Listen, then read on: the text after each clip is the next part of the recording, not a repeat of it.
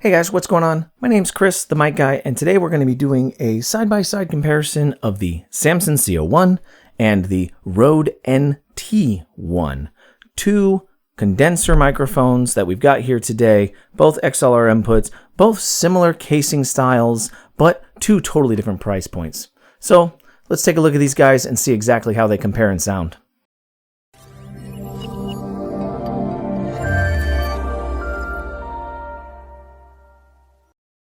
So, as we covered in the intro there, the first thing I want to say is that these two microphones do come in at entirely different price points, so you have to take that into consideration when you're recognizing the differences in the audio quality between them. And that being the Samson C01 on Sweetwater today comes in right at $80, and the Rode NT1 with a spider-style shock mount and cloth pop filter, you end up with a $269 price range. So unfortunately, Rode no longer sells the kit that comes with this lyre style shock mount and the metal style pop filter. So you guys can't buy that anymore today, but you can find some kits that float out there on eBay and things like that that are still available, still in really good condition. So for those of you that notice, I do really like the lyre style mount over the spider style. Looks a little classier. I think it works a little better. And yeah, it was a good thing when Rode had it. So again, this is going to be kind of a short video here today. We're just going to be doing some side-by-sides between the two different microphones. Albeit, I'm super favorable of the Rode NT1. I use it regularly in my video content now. It's one of the favorite microphones that I have as far as the condensers go. The Samson C01 I've had for a while, and I haven't used it that much, but during a stream I was hosting earlier this week, somebody asked me to change my mic to another condenser that I hadn't used very often. So this was the one that I grabbed, and I kind of got impressed with it again. I was like, wow, for $80 compared to my Rode, I was like, there's really not that much of a difference. At least I could hear without having them directly side by side. So that's what drew the influence for this video here today. In terms of technical specifications, unfortunately, Samson doesn't provide any details about the frequency response of this microphone. I'm going to assume that based on just regular condenser microphones and the way they operate, this is going to be a 20 hertz to 20,000 hertz. Just out of sheer, like I said, most microphones in this, I keep hitting the bar here, I apologize. Most microphones in this category kind of fit right in that same segment there. So I would just assume, I really wish Samson provided some more details on it. They give you size, weight, SPL, things like that, but they don't give you the frequency response of the microphone, which I think is a pretty key factor when people are looking to buy. Again, $80. They're not trying to give you too much detailed information. I don't think that they're looking at professional voiceover artists or anybody that's usually looking at that type of stuff to really jump out at that, but it is still a number that I wish they had on documentation somewhere, technical specs or something like that, but I unfortunately was not able to find it. As far as the Rode NT1, you are looking at a 20 hertz to 20 kilohertz range and 132 dB SPL. Both of these are condenser microphones. Both of them do require 48 volt phantom power. So that's what you're looking at as far as, how they operate, things like that. The one thing that Rode really pushes out with this NT1 is the self-noise level of this microphone. They claim 4.5 dB self-noise, which is supposedly one of the lowest self-noise factors that you can really hear out of microphones today. Like the amount of noise that the diaphragm actually makes from the electrical current being processed through it, put it that way.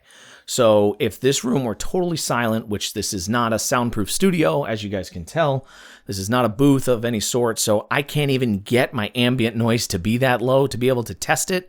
But that is one claim to fame that Rode really makes with this microphone. And honestly, I think the way it comes across, sibilance, everything like that, every letter, every sound comes out crystal clear for me. So that's why it's been one of my favorites that I have available to me today. As far as polar patterns for both of these microphones, you are looking at cardioid for both of them. They both have that I like to call it the heart-shaped pattern, to where it tries to do as much rejection as possible behind, and then tries to have as little coloration as you rotate around the microphone as it can. So we're going to do this real quick with the Samson. I'm just going to rotate around the left side of it here to show you that, and that way we can kind of cover how that polar pattern works. I'm trying not to do my P's too aggressively here, but as I rotate about 50 or 90, but as I rotate around about 90 degrees here, I'm directly to the side of the microphone. You should start to see coloration. You should start to see my voice kind of start to change. And as I rotate towards the back of it, you should kind of see the same factor and things like that.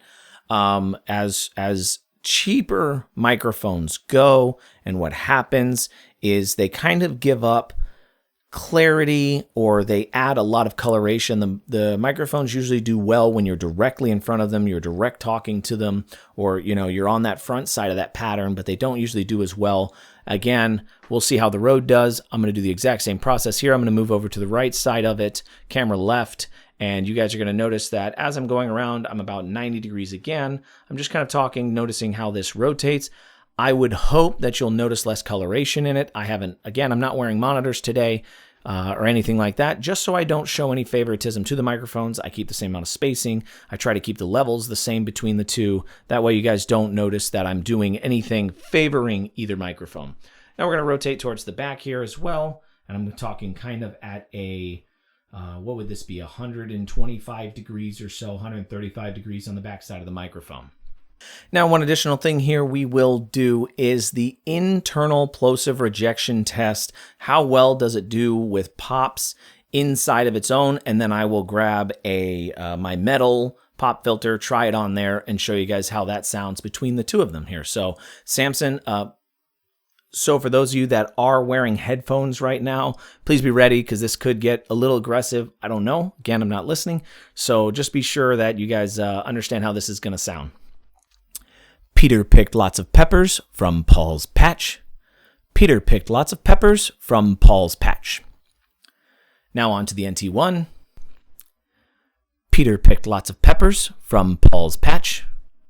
Peter picked lots of peppers from Paul's patch. So we're going to do the exact same test here with the metal pop filter, metal mesh pop filter. I really like this pop filter. One, it looks classy. Two, it mounts directly to the shock mount. You don't have to worry about the long arm or anything like that. This is like my favorite thing. Again, I loved this Rode NT kit when they had it out. It's basically been awesome. I can mount other microphones inside of it and stuff. But here we go. Peter picked lots of peppers from Paul's patch. Peter picked lots of peppers from Paul's patch. And on to the NT1. We'll hold it this way. Peter picked lots of peppers from Paul's patch. Peter picked lots of peppers from Paul's patch. So again, the intention of this short video here today, just an opportunity to kind of compare Samson C01 versus the Rode NT1 and show you kind of the differences here of how these two microphones can sound when they're actually placed next to each other. Is there a big enough difference to justify jumping up that additional, what we say, it's $270 for this, $80 for this. So you're jumping up almost $200 to get the Rode NT1, albeit the C01 comes standalone with a clip mount for like a boom arm or something like that. No shock mount, anything like that. And the NT1 kit comes with shock mount, pop filter, and the microphone itself, carrying bags, some other things like that. So which one is better? Which one do you guys like more? Tell me down in the comments of the video. I hope you guys enjoyed this. I hope it was beneficial to you here today. Again, I like doing these quick side-by-sides because I just want to get the information out to you as fast as I can without dragging you through a big, long video that you guys might not want to see all the extra details for. So with that, my name's Chris, the mic guy. We'll check you next time.